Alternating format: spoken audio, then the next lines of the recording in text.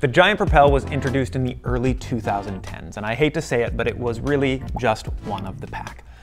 Brands that were making road bikes at the time felt like they needed to make two bikes, a race bike and an aero bike. The problem was, most of the brands couldn't figure out how to make an aero bike do anything beyond go in a straight line fast.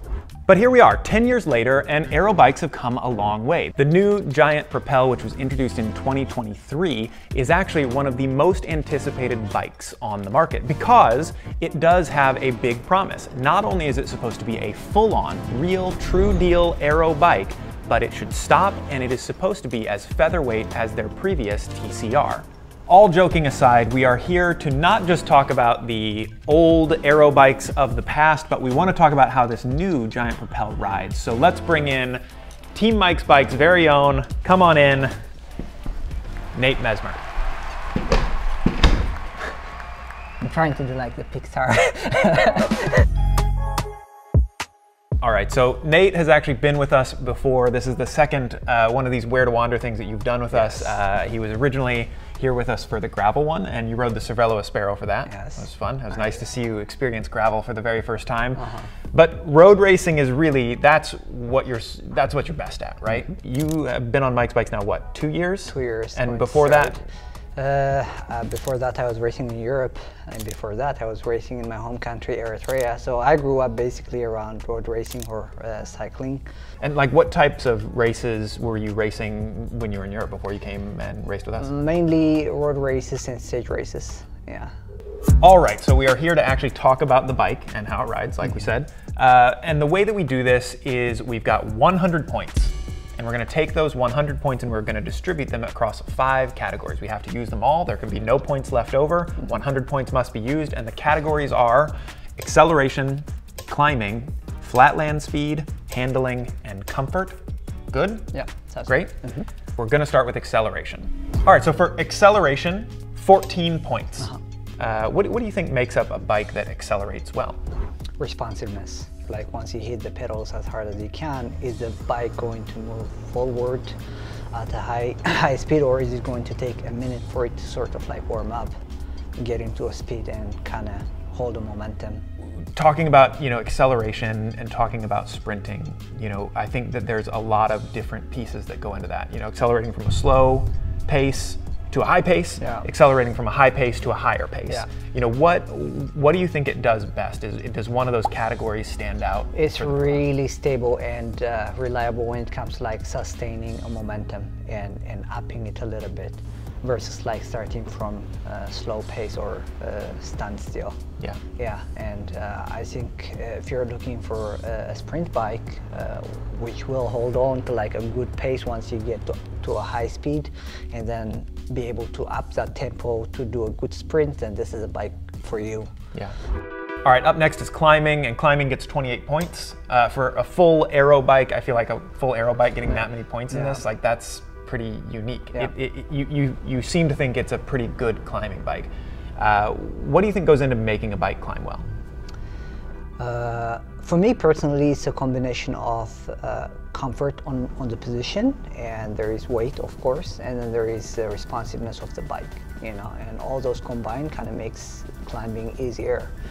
And this bike sort of surprised me, and because when I received it, I thought it's an aero bike, but then when you take it to the climbs, there is a comfort element of it in terms of the geometry. And like I said earlier, the momentum of it, or the ability of the bike to like hold a certain momentum is pretty on point. The only factor that would make this a perfect climbing bike might have been the weight, because it's not a light bike, it's an aero bike.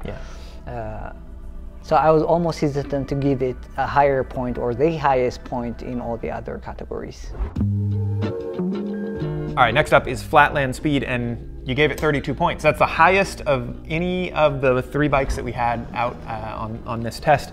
And that makes sense. It's the only true, on paper, full aero bike. Yes. What do you think goes into making a bike feel good in the flats? Like, well, I guess not even flats, but like carry speed well. Yeah, I mean, these days it's the aero, you know, it's the engineering of the frame.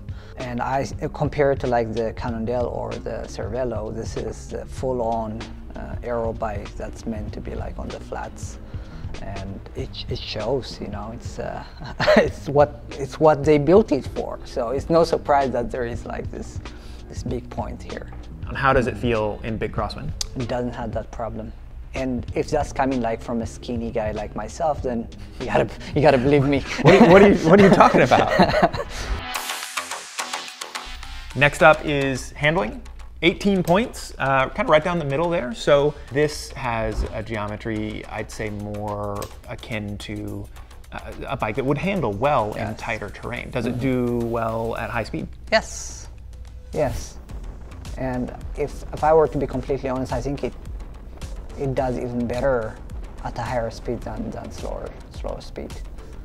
Because that's where you really put to test the handling capabilities of a bike when you're really descending at like 50, 55 miles per hour. Yeah. And I think, like, you know, thinking about just some of the other things that stood out in the bike, you know, I feel like when you're going that fast, you're putting so much more force into it. So a bike that, you know, does have a very stable feel and a stable bottom bracket, you know, the wheels aren't trying to go in different directions, right? You get into a big sweeping corner and it feels like the bike is trying to do the same thing as opposed to like the back end is like, I want to go over here.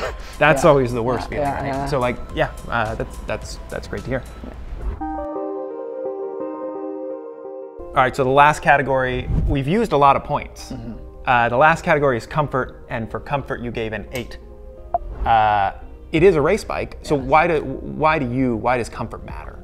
On one hand, you will feel every single bump that you would find out on the road with this bike, that I can tell you. It's like reading Braille. Yeah, it's not that bad. But no, I mean, it's like the stiffness. You can't have it all, you know. If you want to have like a super stiff, fast bike that you want to like transition every ounces of your power to turn into momentum and velocity, then you will pay some price also when it comes to like the comfort, you know. And if comfort is your priority, then you should definitely look for more like endurance type of bike. Keep in mind, at a higher speed you will feel bumps much less than when you're going slow, you know. So yeah. All right, so the last thing, we've talked through all the points, we've distributed everything, but when you think about the complete package, let's talk about who would you recommend this to? Somebody comes up to you, what is the person that you're gonna recommend the Propel to?